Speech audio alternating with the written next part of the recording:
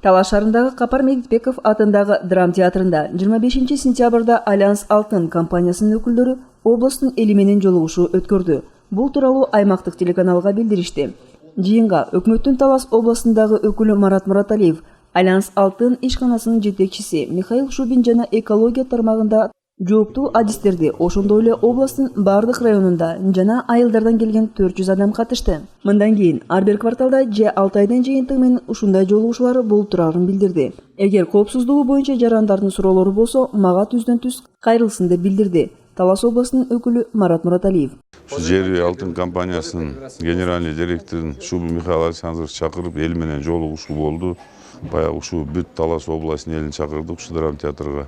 Драм театр өзү 500 орундук драм театр, 400 киши келди. Ар бир айыл өкмөттөн ушу жер үйгө кызыккан, вопросторду айтабыз деген бүгүн толук кандуу элдердин баары өздөрүнүн суроолорун берип алды. Экологиялык безопасность боюнча, соц пакеттер боюнча жана кредитование боюнча ошолордун баары мынакей Михаил Александрович да жооп берди. Биздин экологиялык кызматтын жетекчилери да келип жооп беришти. Кандай багытта эми жер үй иштеш керек. Жер үй менен биздин Таласта аябай көп өнүгүүлөр болуп атат. Мен ойлойм, бул жер үйдүн зыяны жок. Эң биринчиден бул бизде экологиялык безопасность боюнча жер үйдө жаңы айтып беришти.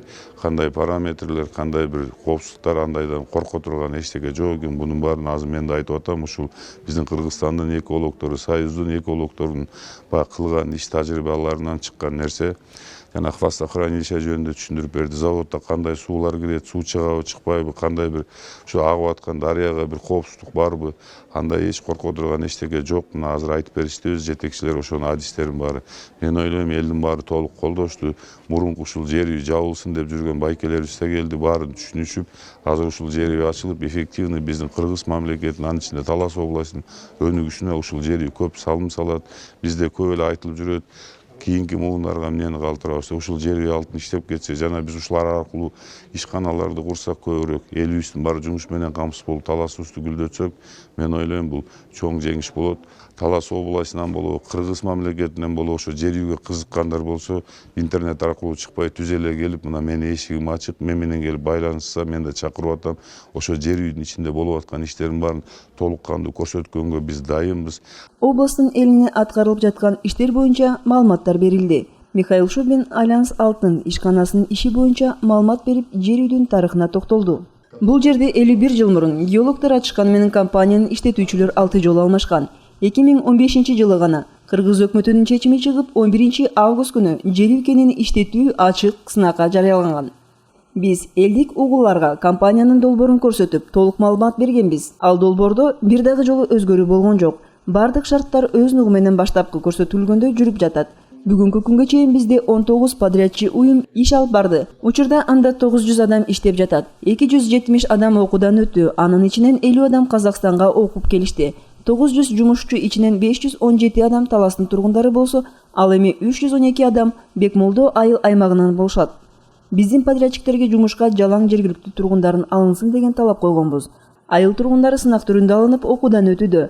Аларды атайын түзүлгөн байкоочу кеңеш, адистер тандап алышат. Алар 2 этаптуу окуудан өтүп, үйрөнүп чыгышат. Быйыл Талас областында 42 миллион сомго 85 долбоор ишке ашты. Анын ичинде билим берүү тармагындагы социалдык долбоорлор, маданияттык, спорттук иш-чаралар бар. 13 долбоор инфраструктурага багытталып, көптөгөн көчөлөр жарыктандырылды.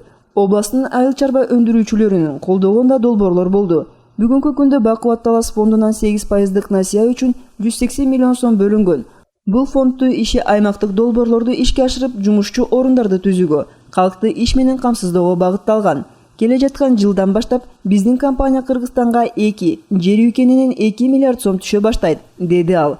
Ал эми тургундар экология маселеси, каражатты бөлүштүрүү, долбоорлор тууралуу суроолорду беришип, тийиштүү жоопторду алышты. В диалоге всегда рождается истина, поднимаются острые вопросы, ответы получают люди достоверные из первых уст. Я являюсь первым руководителем Альянс Алтын, поэтому людям всегда интересно получить ответы не от помощников, а напрямую. Вот сегодня мы что обсуждали? Что те вопросы, которые наиболее уязвимые для людей, которые людей волнуют, это что? Это экология, это работа, это заработная плата, это когда начнет работать предприятие, когда начнет отдавать отдачу, налоги, соответственно, улучшится жизнь местного населения в том числе.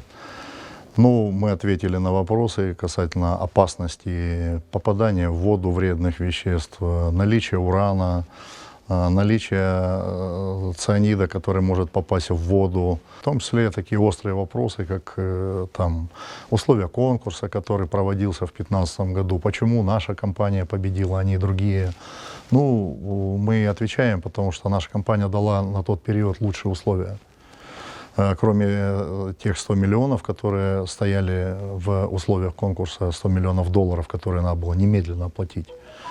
Еще самый главный для правительства Кыргызской республики был это долг перед предыдущим инвестором Визор компанией в 589 миллионов долларов. Перизат Мамырова, Нурлан Сорбеков, Атайын чыгарылыш, Талаш шары.